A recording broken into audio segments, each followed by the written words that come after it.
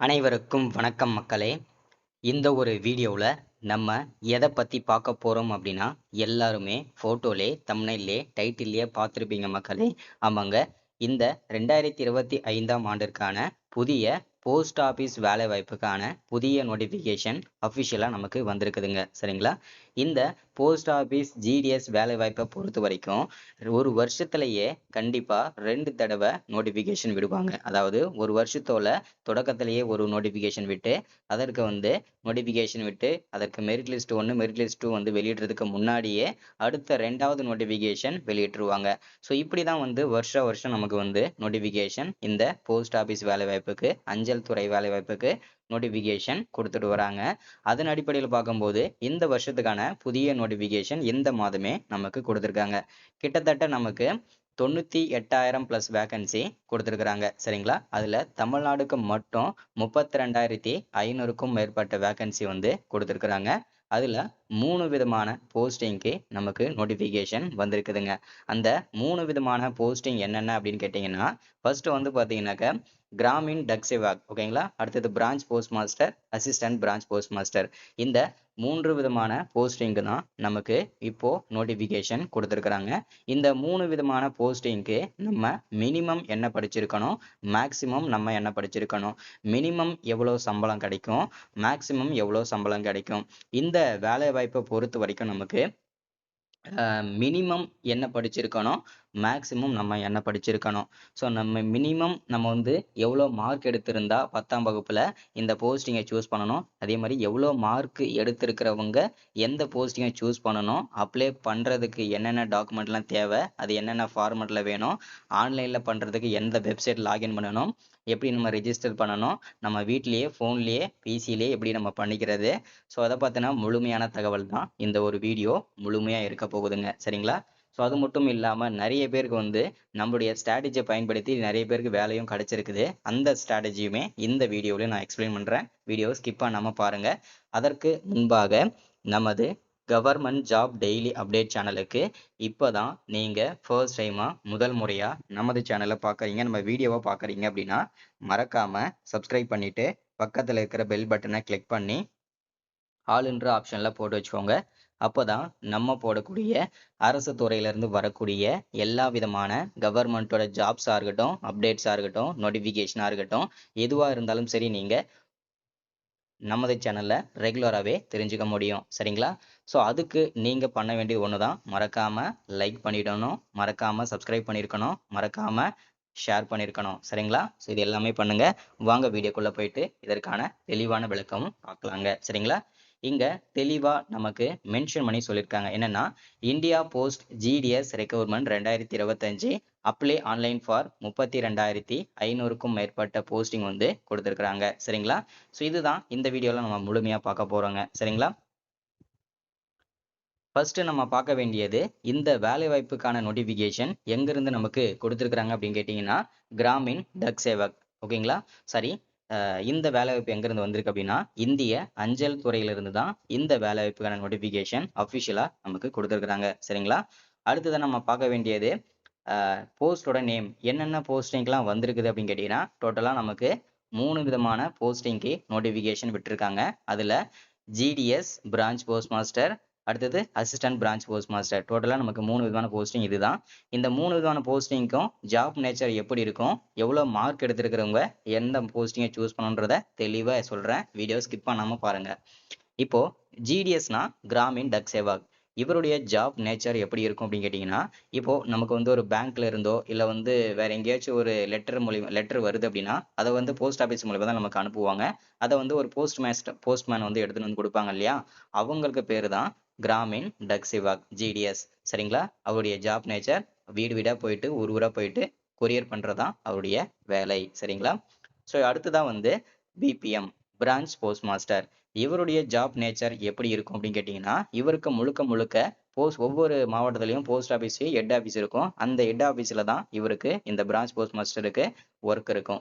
எப்படி என்ன வேலை இருக்கும் அப்படின்னு கேட்டிங்கன்னா, அவருக்கு ஒவ்வொரு பின்கோடுக்கும் பார்த்தீங்கன்னாக்க எவ்வளோ லெட்டர் வந்திருக்குது, அதை தனித்தனியாக பிரித்து ஸோ அதை சீல் பண்ணி அவர் சைன் பண்ணி அவர் வைக்கிறது தான் அவருடைய வேலை. மோஸ்ட்லி அவருக்கு அங்கே தான் வேலை இருக்கும். அடுத்ததா ஏபிபிஎம், அதாவது அசிஸ்டன்ட் பிரான்ச் போஸ்ட் மாஸ்டர். இவருடைய வேலை ஜாப் நேச்சர் எப்படி இருக்கும் அப்படின்னு கேட்டிங்கன்னா, இவருடைய வேலை வந்து இவருக்கும் மோஸ்ட்லி வந்து ஆஃபீஸ் ஒர்க் தான் இருக்கும். ஏன்னா இவர் பிரான்ச் போஸ்ட் மாஸ்டர் இல்லாத நேரங்களில் இவர் தான் வந்து பிரான்ச் போஸ்ட் மாஸ்டராக செயல்படுவார். ஸோ அதே நேரத்தில் வந்து இந்த கொரியர் பண்ணுறதுக்கு அவருடைய வேலையும் இல்லை அப்படின்னா அவர் இல்லாத நேரத்தில் இவரும் வந்து ஜிடிஎஸ்ஸாக செயல்படுவார். ஓகேங்களா, கொரியர் பண்ணுற வேலையும் பார்ப்பார் இவர். சரிங்களா, இந்த அசிஸ்டன்ட் பிரான்ச் போஸ்ட் மாஸ்டருக்கு 2 விதமான வேலையும் கிடைக்கும். சரிங்களா, அடுத்ததா டோட்டலா நம்பர் ஆஃப் போஸ்டிங். அதற்கு முன்பாக நம்ம வந்து இதில் எவ்வளோ மார்க் எடுத்திருக்கிறவங்க என்ன போஸ்டிங்கை சூஸ் பண்ணணுன்றதை நான் சொல்லணும்.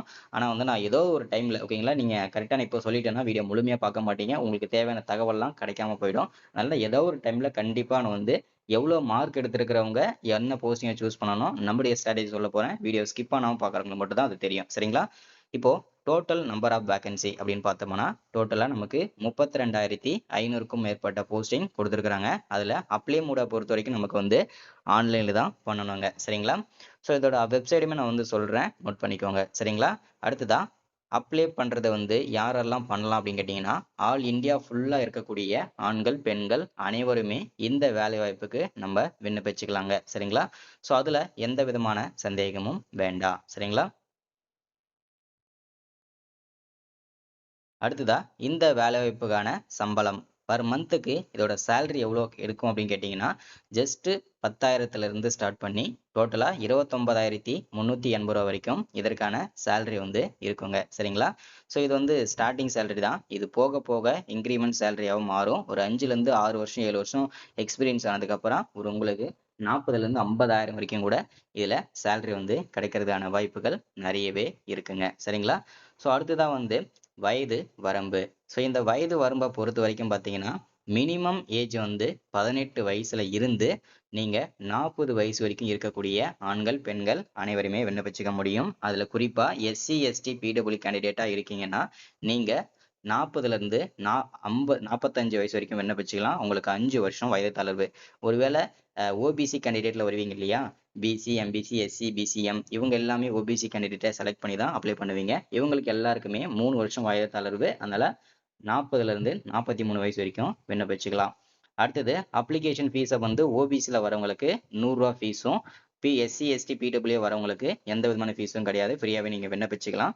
அதே மாதிரி அப்ளை பண்ணுறது மெத்தடை பொறுத்த வரைக்கும், அதாவது பேமெண்ட் மெத்தடை பொறுத்த வரைக்கும் ஆன்லைன் பேமெண்ட் தான்.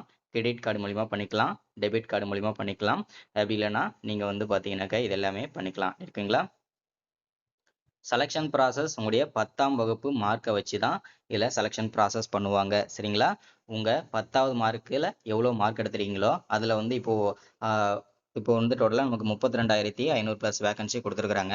அதில் 32,000 ப்ளஸ் வேகன்சிக்குமே நம்ம கிட்டத்தட்ட ஒரு 5 லட்சம் பேர் விண்ணப்பிச்சிருக்கோம் அப்படின்னு வச்சுக்கலாம் தோராயமா.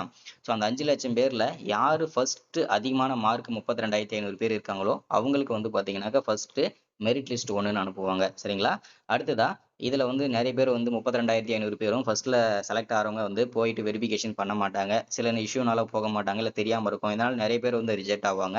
ரிஜெக்ட் ஆனதுனால வந்து மெரிட் லிஸ்ட் 2 வந்து வெளியிடுவாங்க. சரிங்களா, ஸோ இந்த மாதிரி மெரிட் லிஸ்ட் வந்து 5லேருந்து 6 மெரிட் லிஸ்ட் வந்து வரும் வரைக்கும் ஸோ வெயிட் பண்ணுங்க, உங்க நேம் லிஸ்ட் வருவதற்கான வாய்ப்புகள் இருக்கு.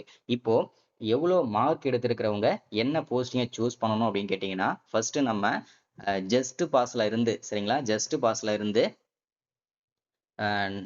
450 460 470 இந்த மார்க் இருக்கிறவங்க அனைவருமே ஓகேங்களா ஜிடிஎஸ் போஸ்டிங்கை சூஸ் பண்ணிங்க, அதாவது கிராமின் டக் சேவக் போஸ்டிங்கை சூஸ் பண்ணி விண்ணப்பிச்சுக்கோங்க. முக்கியமா குறிப்பா நீங்க நம்முடைய ஸ்ட்ராட்டஜி என்னன்னா வில்லேஜ் ஏரியாவா இருக்கணும். ஓகேங்களா, மெயினா நமக்கு வந்து கண்டிப்பா ஒரு அரசு வேலை வேணும் அப்படின்றவங்க கண்டிப்பா வில்லேஜ் ஏரியாவை சூஸ் பண்ணுங்க. அதே மாதிரி அதுக்கெல்லாம் ஃபர்ஸ்ட் வந்து ப்ரிஃபரன்ஸ் கொடுங்க. சரிங்களா, இது ரொம்ப அவசியமானதுங்க. சரிங்களா, ஸோ அடுத்ததாக வந்து நம்ம பார்க்க போகிறது வந்து பார்த்தீங்கன்னா செலெக்ஷன் ப்ராசஸ் வந்து எப்படி நம்ம ஸ்ட்ராட்டஜி சொன்னோம். ஸோ அடுத்ததாக வந்து மினிமம் குவாலிஃபிகேஷனை பொறுத்த வரைக்கும் 10ஆம் வகுப்பு தாங்க படிச்சிருக்கணும். ஸோ அதற்கு மேலே வந்து மினிமம் மேக்ஸிமம் வந்து பார்த்தீங்கன்னாக்கா நீங்கள் வந்து எனி டிகிரி முடிச்சிருந்தாலும் எலிஜிபிள் தான். ஆனால் குவாலிஃபிகேஷன் பார்த்தீங்கன்னா நீங்கள் 10ஆம் வகுப்பு தான் படிச்சிருக்கணுங்க. அடுத்ததாக பாஸ்போர்ட்ஸ் உங்களுடைய அப்ளை பண்ணுறதுக்கு என்னென்ன டாக்குமெண்ட்லாம் தேவைப்படும் அப்படின்னு கேட்டிங்கன்னா, உங்களுடைய passport size photo, signature, Aadhaar card, அடுத்ததான் உங்களுடைய mail ID, educational certificate, community certificate, disability certificate, income certificate, self confidence certificate, age proof, அடுத்தது என்ஓசி சர்டிஃபிகேட்டு இது எல்லாமே அப்ளை பண்ணுறதுக்கு கட்டாயம் தேவைப்படுங்க. இதெல்லாம் நோட் பண்ணி வச்சுக்கோங்க. ஸோ அப்ளை பண்ணுறதுக்கு வரக்கூடிய 25ஆம் தேதியிலேருந்து விண்ணப்பிச்சுக்கலாம். ஸோ அப்ளை பண்ணும்போது அப்ளை வீடியோஸ் கொடுக்குறேன். அப்ளை பண்ணுறதுக்கு லிங்க்குமே நாளை மறுநாள் வீடியோவில் கண்டிப்பாக சொல்கிறேன். So thank you, welcome.